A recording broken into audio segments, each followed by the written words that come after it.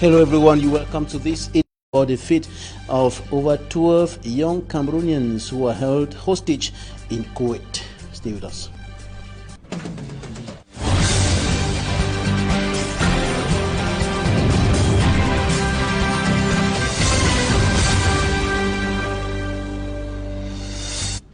Thanks for joining us on this edition of the news. The fate of about 12 Cameroonian girls trapped in slavery in Kuwait remains undetermined as government tarries to take appropriate measures to bring them back home. Meantime, some of them who were held hostage in a camp in Kuwait have arrived the country. Details in this report compiled by Fomi Armstrong Sander.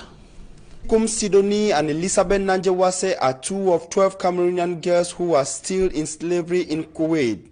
They, like these 8 others who arrived Cameroon through the Douala International Airport on Sunday, October 14, have been going through what they qualify as hell in Kuwait. The girls, most of whom are graduates, say they were deceived by agents who promised better jobs in Kuwait. Upon arrival, their passports were seized by their Kuwaiti masters, marking the beginning of the nightmare.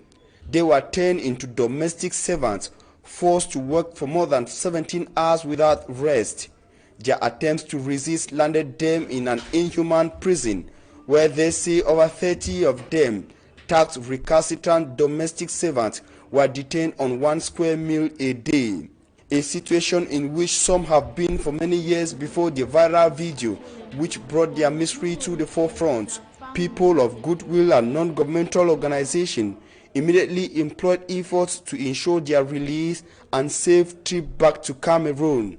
Even though I've never seen you with my eyes, I just want to say thank you for helping us here, because we have been here, we don't know where our help will come from. Even though they told us that they will help us, they will pay our flight, but we have been here for long. Nobody has helped us. So we thank God for you, because you just help us, you just wipe the tears in our eyes, and we are very, very happy. 8 of the girls arrived Cameroon on Sunday, October 14.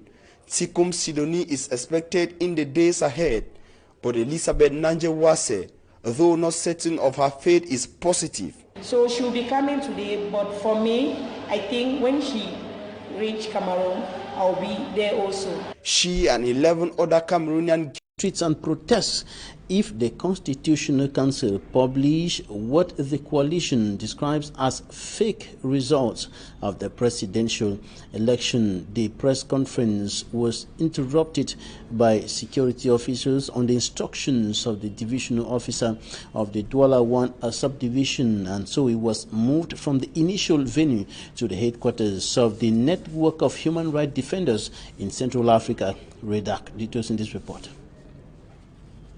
Coalition of 4 civil society organizations barred from granting a press conference in this hotel in the heart of Cameroon's economic capital, Douala, Monday.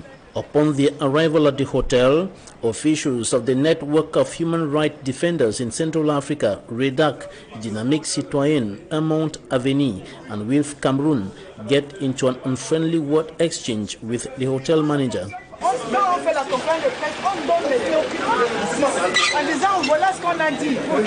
Few seconds later, it takes a rough twist.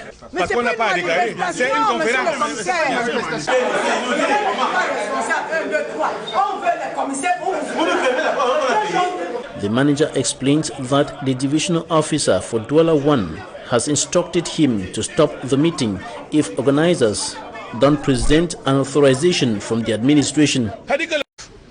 Those who has to give the results of these elections will try to give us fake results.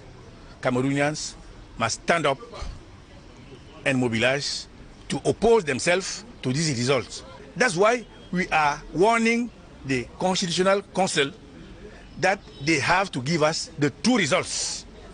If it's not that, we are calling Cameroonians to stand up and defend their rights. According to them, Cameroon must take another direction, driven by truth, the people, and not the present regime. The Cameroon, this country, must not go to the direction that is given by the government.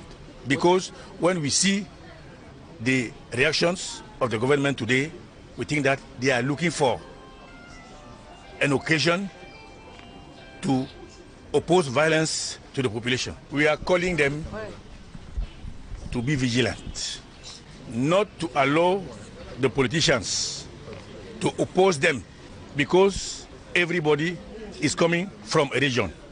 I am first Bassa before being Cameroonian. The others are Bamileke or Ewondo before being Cameroonian.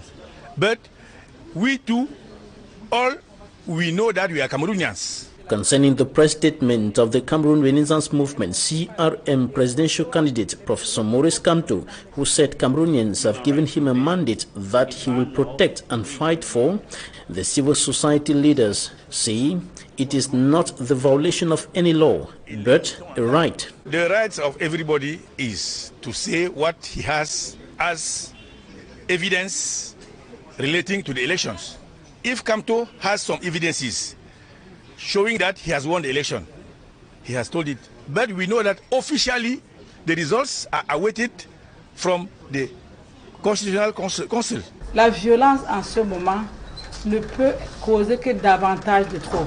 Considering the destructive and deadly consequences of violence, the civil society leaders are urging the administration, all election stakeholders and Cameroonians in general to shun all acts of violence, as well as attacks on administrative and press vehicles and the destruction of properties. These are irregularities that marred the presidential election of last Sunday in the Republic of Cameroon, that is Sunday, October the 7th, 2018. And concerning the press statement of Professor Maurice Kamto, presidential candidate of the Cameroon Renaissance Movement CRM political party, who indicated that Cameroonians have given him a mandate that he will fight for and protect right up to a victory. Another political figure, Lawan Bako, has reacted to that statement, condemning the outing of Professor Maurice Kamto. Astelambu reports from Bamenda.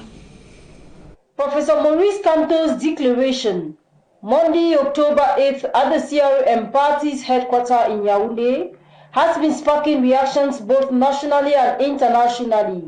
In Bamenda, chief town of the Northwest region, political pundits have been reacting to the statement made by Professor Maurice Kamto during a press conference in Yaoundé.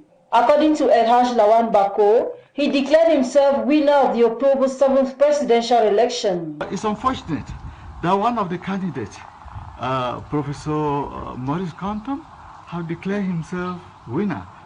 Professor Kamto went into this election, he launched his campaign under the platform of kicking EQUINOXE, which means he has premeditated this statement he has just said now, which is wrong within the law. The national chairman of the United Democratic Party and spokesperson for the presidential majority has called on Cameroonians to believe in the state's institutions. He has further called on inhabitants of the Northwest and Southwest regions in particular, which are already plagued by the Anglophone crisis, not to allow themselves to be manipulated this time by candidates who could not campaign in these regions. We are now asking Cameroonians to know one thing. It is a beautiful country for ourselves. We have to build it fine, and we do not help ourselves, our voters, our community into confusion. And to Professor Maurice Kamto, Elhaj Lawan Bako says, let us work for the peace of this country. Please, ladies and gentlemen, I'm now asking our brother, Professor Kamto, to withdraw his statement. While waiting on the Constitutional Council, the organ charged with the declaration of results, Lawan Bako beckons on all to accept the outcome of the October 7th presidential elections in order for the country to move ahead. Now here in the economic capital, Douala security forces are tracking down members of a gang of 5 alleged bandits who attacked a microfinance institution here in the economic capital, the Republic of Cameroon, over the weekend and made away with a huge sum of money. One of the suspected bandits was gunned down. We have details in this report by Smart Jikan Gabriel.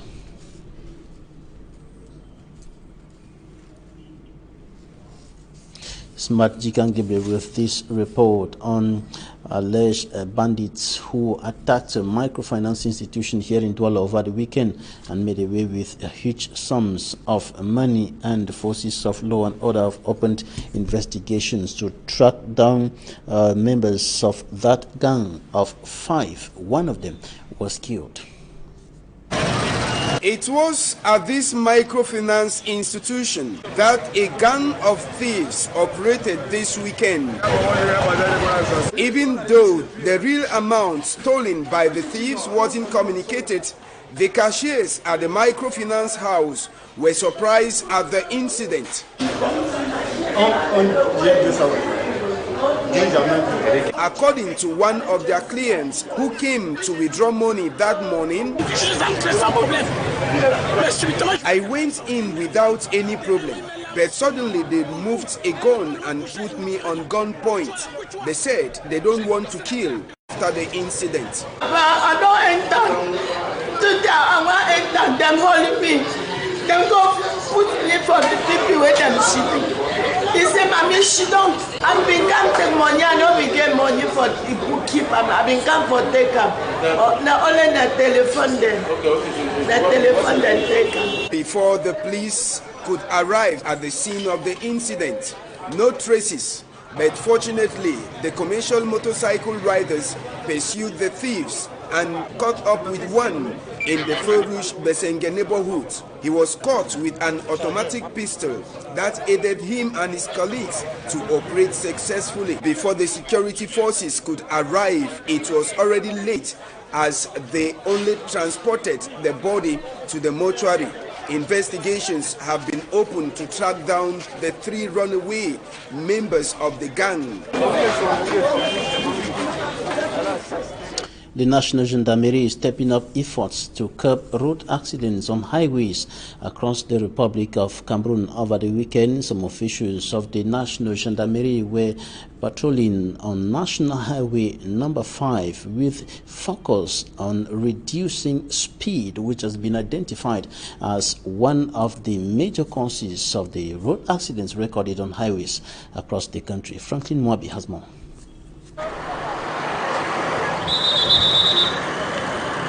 Drivers plying the National Road number 3, Bafoussam to Douala, have had little or no regard for speed per kilometer. But the tables have turned, as this little radar has kept drivers on the road for several hours, as they have to deal with the National Gendarmerie for breaking the speed limit. The radar, handled by an expert, is set to detect overspeeding vehicles and send signals to a nearby gendarmerie base indicating the number plate of the overspeeding car. Apart from the radar, there are military personnel stationed by the road. I think the main action of the National Gendarmerie is just to bring users of the roads to be themselves aware of the danger they can be facing on these roads. Many overspeeding drivers detected by the radar have got a fine to pay at the temporary gendarmerie base. The military personnel by the road also have the duty to systematically check vehicle documents, the vehicle and passengers.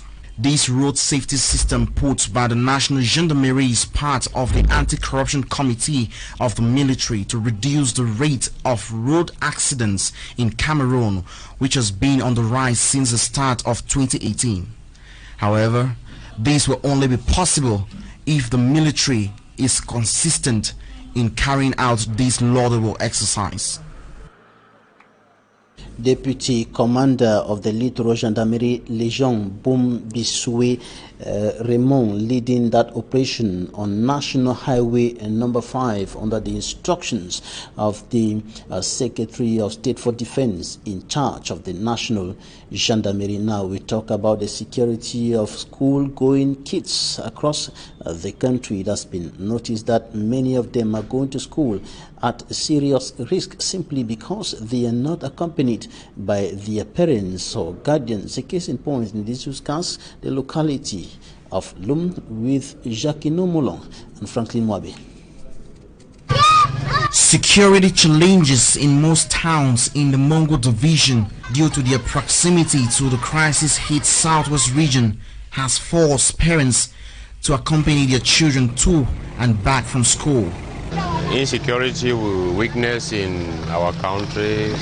For the measure of security, we have to accompany our children to school and then make sure that they are in class. The same thing when we come back. When they come back, we come and collect them to the house.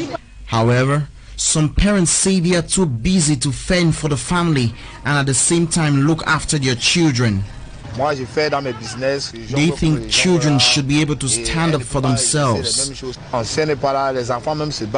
This is the reason most children in the Mongol division go to school, be it on foot or on a bike, without their guardian. Though taking care of a child is a daunting task, it is an obligation for parents to ensure the safety of their children, as the first lesson a child should learn in life should come from the parents.